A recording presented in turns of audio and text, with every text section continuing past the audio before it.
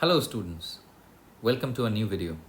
मेरा नाम है Nahid Ahmad and right now on this YouTube channel I'm running a social science video series especially for class 10 students of Assam board, Sheba board. In the previous video we covered history chapter 1, partition of Bengal.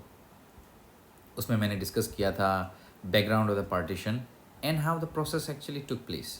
अगर आपने वो video अब तक नहीं देखा है please go and watch it first. Link आपको इस वीडियो के डिस्क्रिप्शन में मिल जाएगा.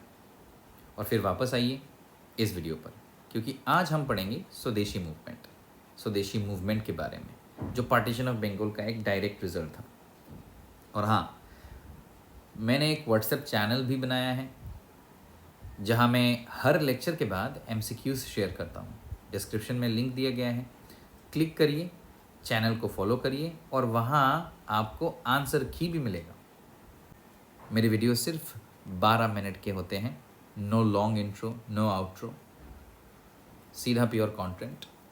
सो just stay with the channel and let's get started with today's class. आज हम एक बहुत ही इम्पोर्टेंट और रेवोल्यूशनरी मूवमेंट के बारे में पढ़ने वाले हैं, जो कि है द स्वदेशी मूवमेंट, जो 1905 से लेकर 1911 तक चला.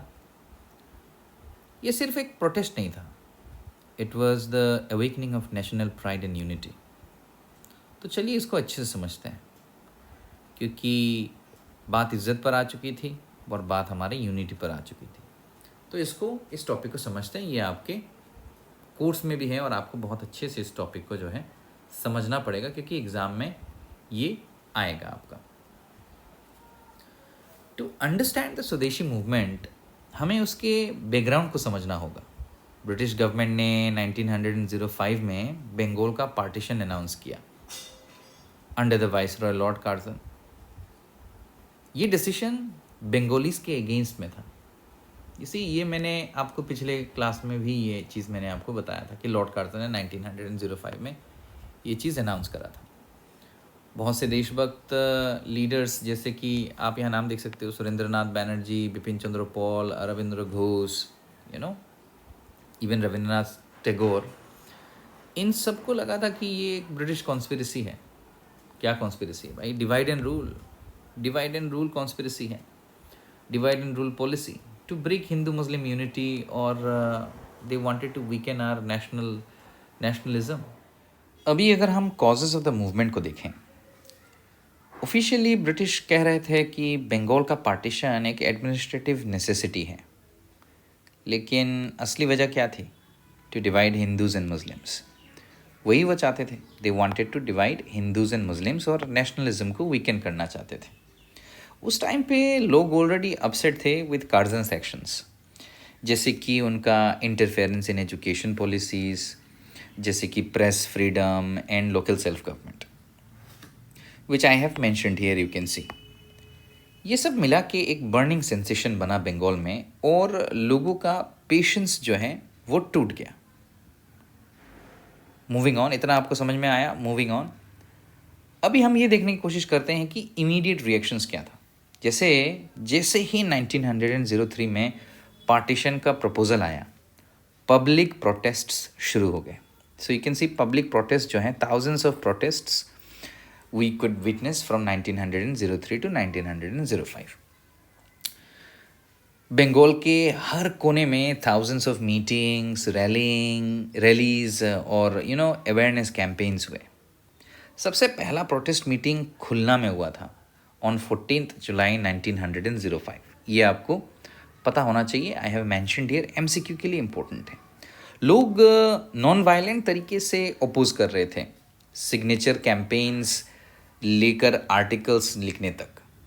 एक सिग्नेचर कैंपेन भी हुआ था जहाँ पे 70,000 लोगों का सिग्नेचर लिया गया था.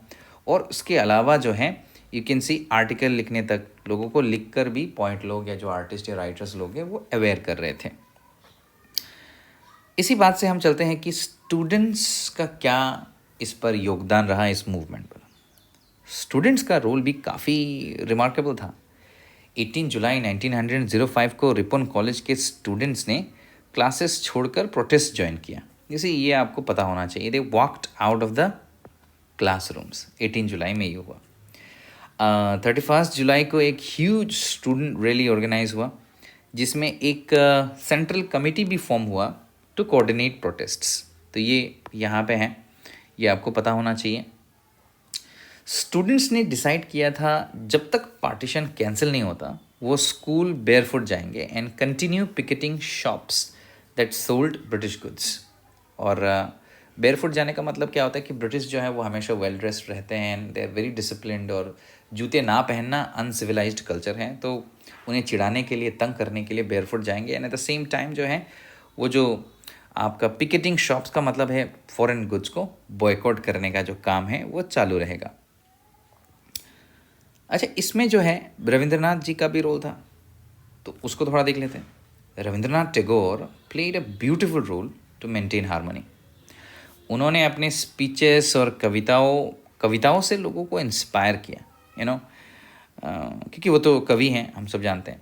16 अक्टूबर 1905 जब पार्टीशन ऑफिशियली लागू हुआ, उस दिन राखी बंधन मूवमेंट शुरू हुआ as a symbol of unity, जिसको हम लोग रक्षाबंधन सेलिब्रेशन कहेंगे ऑन 16 अक्टूबर। ये मतलब पार्टीशन के नेक्स्ट दिन हुआ। टैगोर ने सभी धर्मों के लोगों के बीच राखी बंधन के एकता का मैसेज दिया। उन्होंने बताया कि राखी बंधन करना पड़ेगा, मतलब रक्षाबंधन करना पड़ेगा। हिंदू मुस्लिम एक साथ आए और ब्रिटिश की जो divide and rule policy fail होने लगी इस वजह से। तो ये इस तरह से, तो मतलब रिगार्डलेस ऑफ द स्टफ तो उस दिन जो है धर्म को भूल कर सब एक साथ आ गए और राखी बंधन, रक्षाबंधन बनाया गया। उसके बाद आप देख सकते हो कि रक्षाबंधन एंड मॉर्निंग डे 16 अक्टूबर को लोगों ने नेशनल मॉर्निंग डे के रूप में ऑब्जर्व किया। मतलब 16 अक्टूबर डे को नेशनल मॉर्निंग डे का मतलब क्या है, इस डे को एक दुखद दिन की तरह लोगों ने बनाया। जैसे क्या किया, किसी ने कुकिंग नहीं की, कोई स्कूल नहीं गया, मार्केट सब बंद रहे, ये सब चीज़ें हुआ। टैगोर और उनके फॉलोअर्स ने मॉस्क्स और गलियों में जाकर राखी बांधी, जो उससे पहले के टॉपिक में मैंने यहाँ पे आपको बताया ना, वो सेम चीज़ राखी बांधी जाके। तो इससे क्या करना चाह रहे थे, they wanted to spread brotherhood. इस दिन बंगालीर प्राण बंगालीर मौन, एक होक है भगवान जैसा पेट्रियोटिक गाना सुना गया। तो ये आपको बुक में मिल जाएगा, इसका जो मैंने अभी पढ़ा। And it was an emotional and powerful movement for Bengal के लिए एक बहुत ही पावरफुल और एक इमोशनल मूवमेंट था। मूविंग ऑन, अभी हम लोग ये देखेंगे कि राइज ऑफ स्वदेशी, तब से ये मूवमेंट बन गया स्वदेशी मूवमेंट। तो ये सब होने के बाद से ये मूवमेंट बन गया स्वदेशी मूवमेंट। लोगों ने डिसाइड किया कि अब से फॉरेन, मतलब कि ब्रिटिश गुड्स बॉयकॉट करेंगे और सिर्फ इंडियन मेड गुड्स यूज़ करेंगे। तो ये आपका पहला पॉइंट है, बॉयकॉट फॉरेन गुड्स, और इंडियन गुड्स जो है यूज़ करेंगे। इसका डायरेक्ट इम्पैक्ट पड़ा ब्रिटिश इकोनॉमी पर। आपको ये समझ में आना चाहिए, उनके जो हैं इकोनॉमी पर इसका डायरेक्ट असर पड़ा, मतलब उनको नुकसान हुआ। बहुत सारे दुकानें उनकी थी। मैगजीन्स जैसे संजीवनी ने आर्टिकल्स पब्लिश किए, जैसे कि बोंगेर शोरबनाश, ये एक आर्टिकल है जो संजीवनी मैगज़ीन में पब्लिश हुआ। जैसे पावरफुल पीसेस ने पब्लिक को और जगाया, इस तरह के पावरफुल पीसेस ने जो है पब्लिक को और ज़्यादा जो है अवेयर किया, जगाया। अच्छा, क्या ये मूवमेंट सिर्फ और सिर्फ बंगाल तक सीमित था या उससे भी बाहर था, इसको देखते हैं। देखिए, दो ये मूवमेंट बंगाल में शुरू हुआ लेकिन जल्द ही पूरे भारत में फैल गया। So you need to understand that expanded beyond Bengal. Bengal से भी ये बाहर गया। कहाँ गया भाई? You see it got spread in Maharashtra, Punjab, south India, even north east. हर जगह लोग जुड़े इससे, ठीक है। तो ये सारे नाम्स जो है आपको वहाँ पे मिल जाएंगे, बुक में मिल जाएंगे। कुछ नेशनल लीडर्स हैं जैसे कि बाल गंगाधर तिलक, लाला लाजपत राय, गोपाल कृष्ण गोखले ने इस मूवमेंट को सपोर्ट किया, तो इनके नाम मैंने यहाँ पे डाल दिया। पैन इंडिया मूवमेंट, ये नेशनल लीडर्स थे, इन्होंने सपोर्ट किया। It was no more just Bengal's protest, this was India's rising voice for freedom.